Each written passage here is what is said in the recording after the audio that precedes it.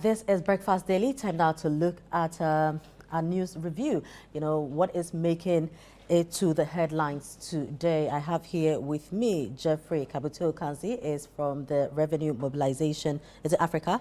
Yes, please. Africa, right. So Revenue Mobilization Africa, what do you guys do? Well, we're into social advocacy, but we look more into revenue issues. I mean, what are our revenues being used for? You know, looking at the essential services like health, education. You want to talk about how to generate the resources. Yes, but when we have gotten the resources, what will we use it for?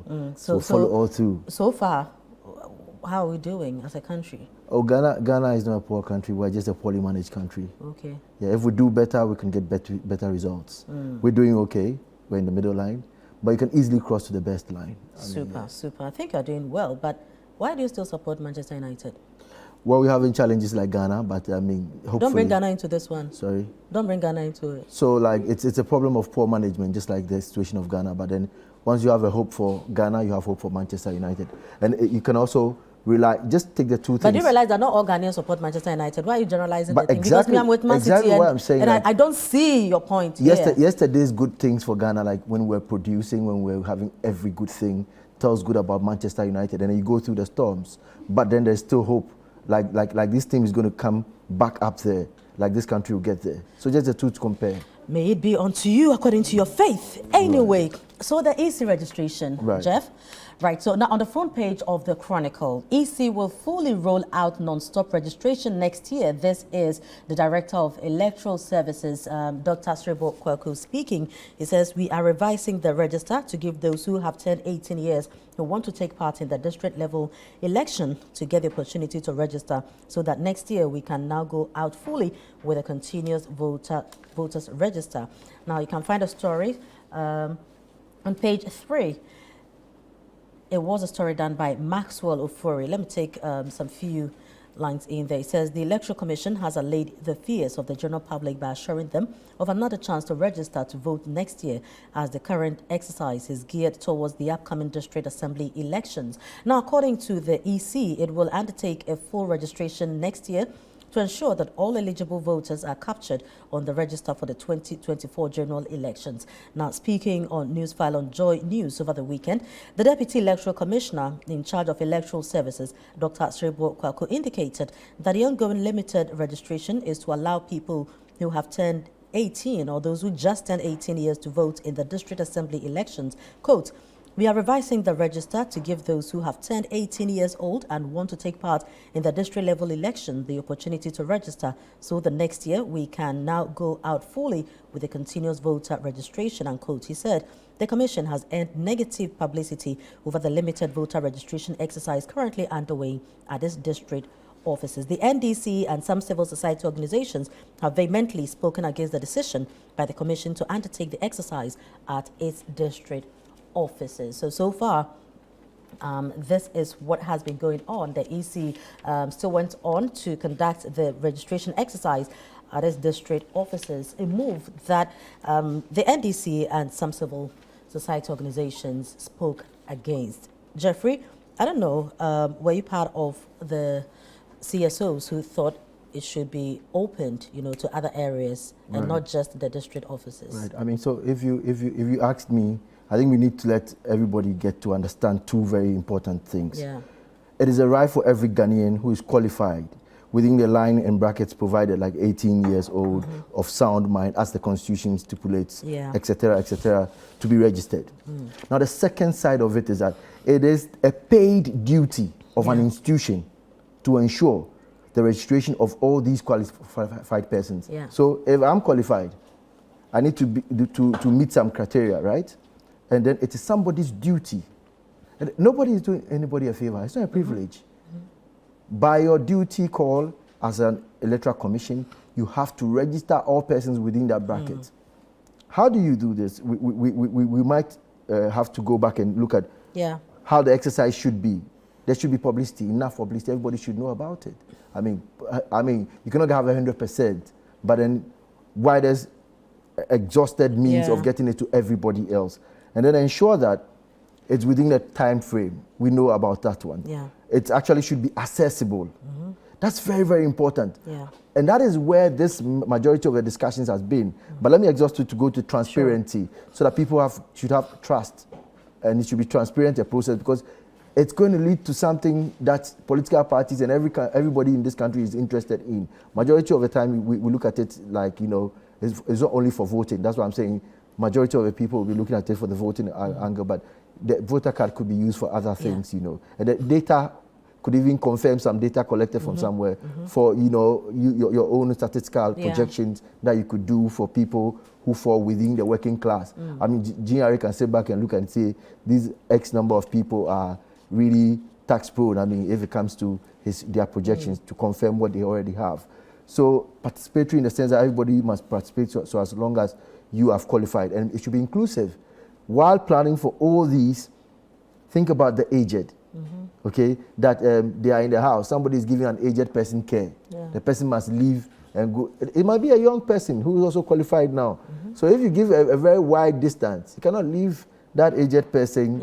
And you know, and even some of these young people, they might also not be well. I mean, they might be sick or something. And then if the distance is too much, you might discourage some of them. So some people are also physically challenged. If you knew what a person who is in a wheelchair goes through to commute from one side, I think one time I saw it on your TV station, one documentary on that. You know, so you should know this better. I mean, so when you are having such an exercise, you need to consider all these people. So back to the point of making it accessible, you want to make sure that beyond the district offices that they've chosen, it could have come closer. And the irony that confuses myself, my humble self, is when I'm going to vote, I have to go just a shorter distance to vote. But if I want to acquire the card that will give you the chance to vote, now I have to go, you know, quite a distance. I mean, that baffles us. But yesterday's proceedings is what is causing people to think that, I mean, we need to be improving the system, you know, getting much closer to the people. So why is it that this time around, you know, it's getting wider and wider and it's becoming a problem? For the CSO community, aside all our calls that we are calling for this thing to come a bit closer, the politicization of the exercise becomes a very worrying issue. When political parties are coming in and, you know, it looks as if they're trying to politicize it to say that there's only one political party that is concerned or the other ones are not concerned. I think all the political parties should come together. You know, I know about their IPAC thing, you know, and have some calls, you know, and decide, because this is what has happened yesterday. So why don't we follow the route and improve upon the system so that that political party call will be sorted out. Civil society, we cannot sit back. We've said about it. Ironically, the reason I'm very concerned, I'm sad, is the EC boss was with us in the CSO community. She was head of IEA. And in the past, she was with us when we were making certain calls, you know, about how to make the processes transparent, participatory, and how to make it accessible to all. So if the person comes from your side, enters into the public frame, you'd expect that they'll go with the experience that we've all, you know, gathered over the years. You know, so talking about the experience that you've gathered, you know, when you read the story further, Dr. Sribo also talks about the sanctity, you know, of the voter register, and he says that, meanwhile, Dr. Sribo Kweku has said that the commission is concerned about the sanctity of the voters register, adding that the district offices are better equipped to ensure that. He argued that people advocating for the extension of the limited voter registration from the district offices to the electoral areas are only concerned about the number of new registrants. Quote, for the media and the CSOs, your attention is to register them, register them, register them. That is the focus of the media and the CSOs. And probably that is the reason why you're quoting my chair. This is why I'm reading this to you. Right. It says, and probably that's the reason why you're quoting my chair. At the time, she was a CSO. But when you come into the kitchen, that is where you see that your responsibility changes. The thinking of the commission is that it is to register people and also to protect the sanctity of the register. That is very, very important, and nobody is talking about it. You are going to compile a voters register that would be used to determine who leads Ghana on all fronts. What goes into the register should be something that should not bring about issues, unquote, he said. So yeah, the EC chair was with you, and where she sat, you know, the understanding was different. But now she's in the kitchen, and then she now sees that it's not always the grass being greener at the other side. let me take this opportunity to call on Dr. Siribo that outside the kitchen is where I have been all time. And while outside the kitchen, I taste. Okay. I eat it, I consume. So when the taste changes, I know.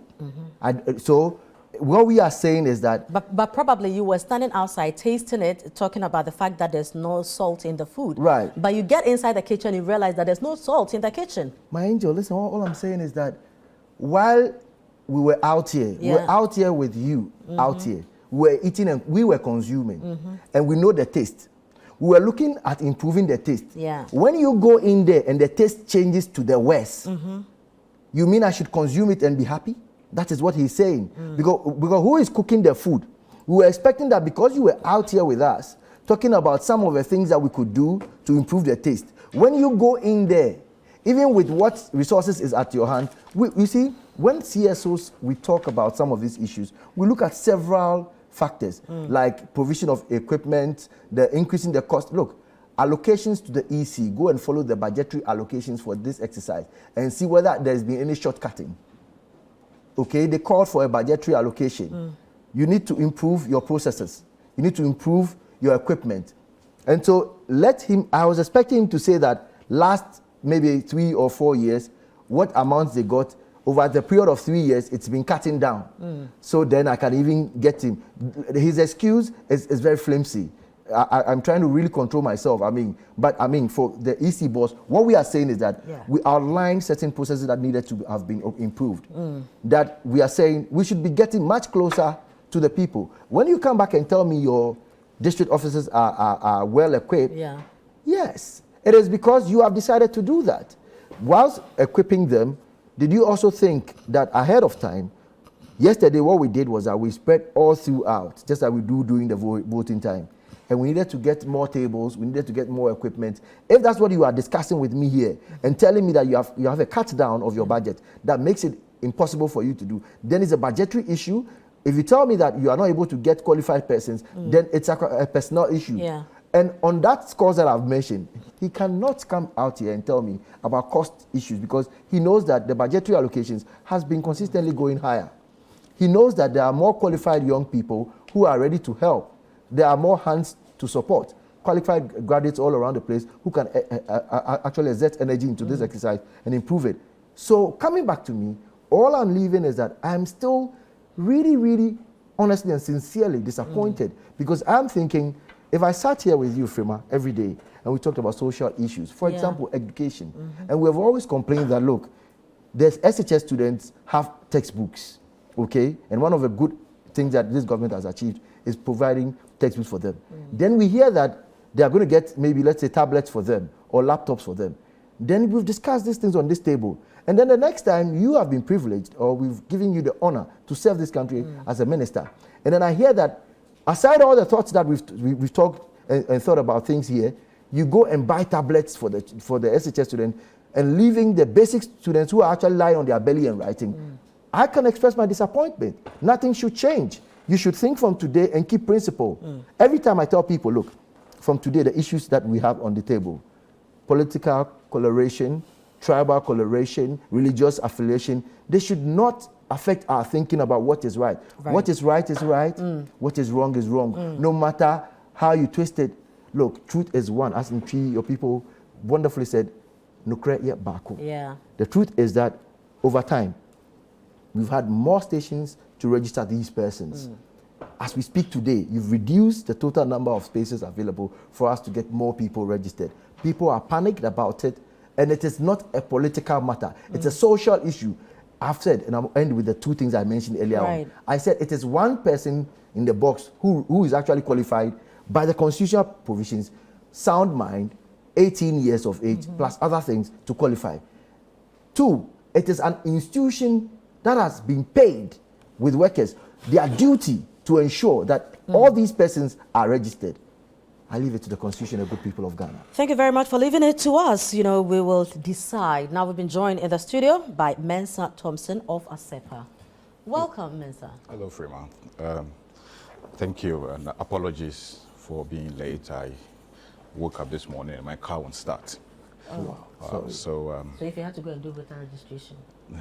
it's a terrible experience, but anyway, I managed to pull it through here. So yeah, for the love of your country. Yes. So we are looking at the voter registration, okay, the limited voter registration. Yes. So there have been calls for the expansion of the registration centers. You remember last week there were reports from the quarters of the NDC. We had the chairman come out to say that certain places that were having challenges were the stronghold of the NDC. Now we've had the flag bearer of the NDC, former President John Mahama, also add his voice to the call that the registration centers, really needs to be expanded. We need to have more areas to do that. But the EC is also saying that their district offices are the best places to have this because they are better equipped to do so. And that, this is what I'm adding. I mean, we have enough time to do this. The exercise began on September 12th. It ends on Monday, October 2. Isn't this enough time for anybody who really wants to register to be able to do so? Yes, Frima, thank you very much. Very, very good morning to our cherished viewers. And I want to start off from where I met the conversation. Sure. Frima, sometimes I wonder why we make excuses for people who we've put in certain places to solve basic problems, who turn around to come and only lament and complain to us. What is the job of the Electoral Commission as enshrined in the Constitution of the Republic of Ghana 1992? Yeah. Voter registration and election management. And they understand that the right to vote is a fundamental right of every citizen. And the Constitution puts only two things. The Constitution says it is only two things that can be an impediment in your way or in the enjoyment of your right to vote. Those conditions are not of a sound mind and not of 18 years and above. Only these two. Once you are 18 years and above, and of sound mind, the Constitution says you are entitled to be registered. Entitled. That's the operative word the Constitution uses. You are entitled to be registered and to vote in an election. And the job of the EC is to facilitate the enjoyment of these rights. See, the constitutional mandate of the Electoral Commission is not, it is just to facilitate the enjoyment of the right to vote. You, this same Electoral Commission, during the 2020 elections, you did something very, very, very, very marvelous. Something that has never happened in the history of elections. That we commended you after the polls. What did they do? They divided polling stations where the numbers were a lot. They divided those places either into 2 or into 3. So if you realized in 2020, there was no heavy queues at any polling center. Right. They provided more centers for people to be able to vote freely. So by 4 p.m., most of the polling centers were empty. Yeah. This is the same Electoral Commission who is giving us this apology of excuses. Why people have to walk or commute or transport themselves between 20 to sometimes 40 kilometers to go and register. This is the same Electoral Commission telling us. And I was hearing, the excuse that people are making that, is this not the same Jean Mensah who, when she was at IEA, was asking that the EC should provide more extension of time and more centers for people to be able to register, and today she's saying what? But Dr. Srebo says that, when you are the other side, you don't know how it feels like until you get to the kitchen, and then you know how hot it is. So when you get to the kitchen, they remove your brains. Your brains doesn't work anymore when you get to the kitchen. The brain that when you were sitting outside, you used to notice that this thing is dangerous. This thing will deprive people of the enjoyment of their rights. When you get into the kitchen, they remove those brains. And those brains don't work anymore. Is that what Dr. Swebo is saying? I mean, please. You see, we cannot allow people to be taken or to be playing with the rights of citizens.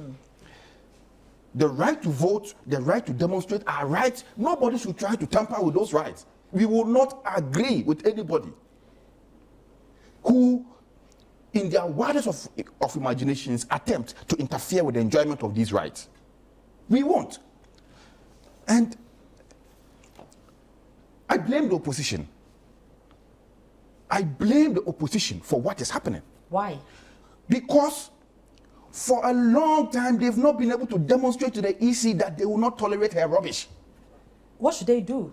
What should you do? They've spoken up. What the did the current president do when he was in opposition?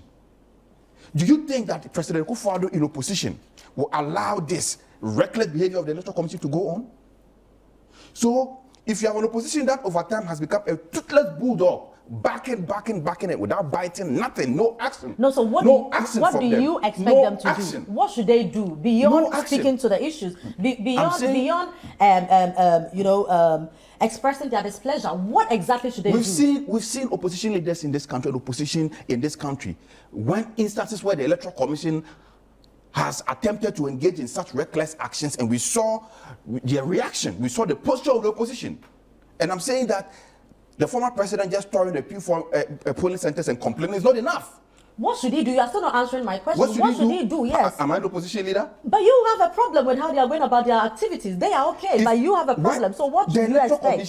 So the Electoral Commission is engaged in this action, which is depriving people of access to registration. The sitting government is not complaining. They are comfortable, very, very comfortable that people are not able to register.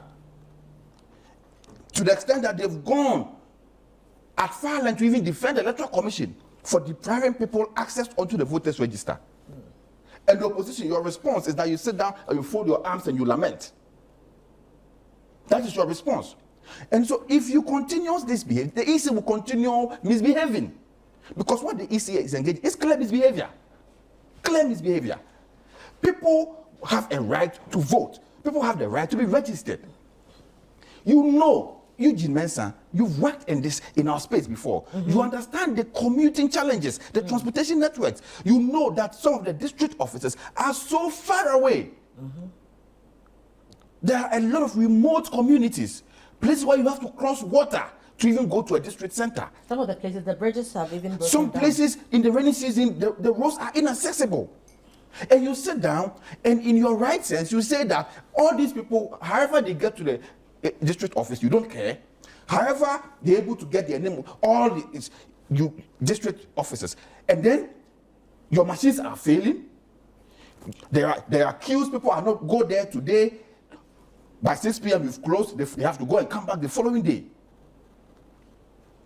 Which person in their right sense will behave like this? So and the excuses we are being given is that there's no money, this is ridiculous, it's untenable. It's untenable. When the EC, when they were preparing their budget for the year, didn't they know that this year they were going to do a limited registration exercise? Were they not aware? What provision did they make for that exercise? Every year, 2021, you were supposed to do voters registration exercise. You did not do because of COVID.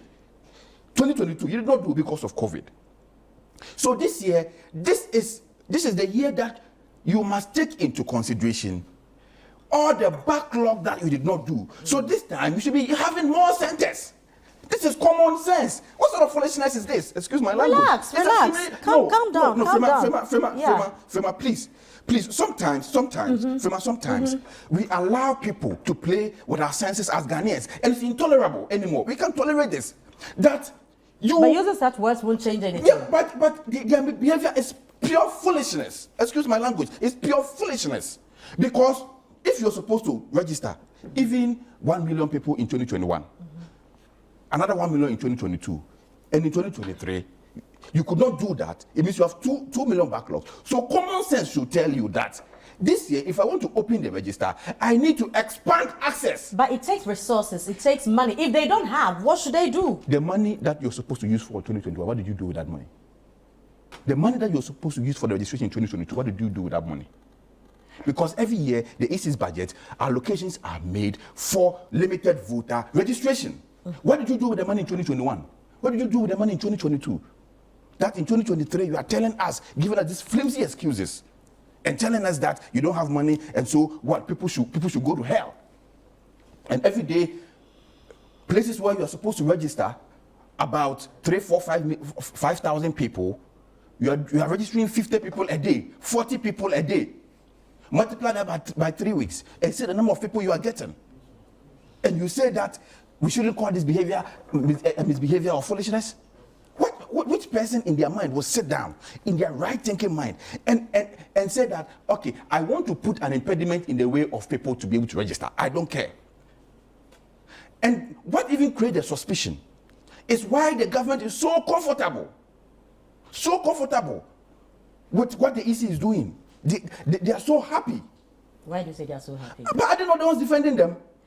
So beyond with what is going on, I mean, the calls came in, but EC is still going ahead with a limited voter registration. You know, is there anything that CSOs can also do to help?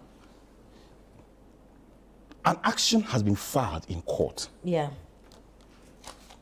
The judiciary also were there, also misbehaving. Relax how you talk to the judiciary. No, I want to relax how I talk to the judiciary. The judiciary are not above reproach. We sit here every day, we criticize the executive, we criticize the legislature, and we leave the judiciary. Oh, do we? Don't we? Do we? Don't we? Because an injunction application has been filed in court to stop the EC from this misbehavior. The court that is supposed to dispense the matter was also misbehaving. How? And playing hide and seek. Today no date, tomorrow no date, tomorrow. What kind of a republic are we becoming? Is it that we are losing all the values, all the credentials that made us stand out as a country? All the things that made us unique, that the things that were happening in countries like Nigeria and other countries, which were so condemnable, and we used to pride ourselves as Ghanaians that these things cannot happen in Ghana. Today, all those things are happening in Ghana. So you accuse the NDC, the opposition, of not doing so much. Of course. But when it comes to the CSOs, your issue is in court. But they also took the matter to court. Are we not talking? Are they also not talking? Is the matter, they don't also not go to court? Yes, but yes. So what should they do? So they have to go by what the law says. So, when the CSOs there, you are go to court, so when you go to court, you the opposition, you've gone to court. And since you filed your matter, the Chief Justice disappeared, all the justices of the Supreme Court disappeared. In the name of legal vacation, they can't find anybody to sit on the matter. That finally they give you a date, and the date is on the 17th of October, weeks after the completion of the exercise, rendering your matter moot. And all the opposition does is that, oh, they go and sit down and they lament. Wow! What should they do? Wow. I'm asking you. So what should they Wow. do? Should they go on demonstration? Are they ready for should power? they do? What should Are they ready? do? Are they ready? Is this how they are going to be conducting themselves? They need to forget the next elections, because the elections start from the registration. All right. If you have any, don't wait till they steal you and come and waste our time with any court processes. We don't want to be wasting the first few months of any new administration in court. It is, you see, at the end of the day, it is the state's money that is going to be expended on this exercise. All right. So all I'm saying is that, let me end the matter. End it. The point I'm making is that the opposition must be up and vibrant. They shouldn't allow the Electoral Commission to continue this misbehavior.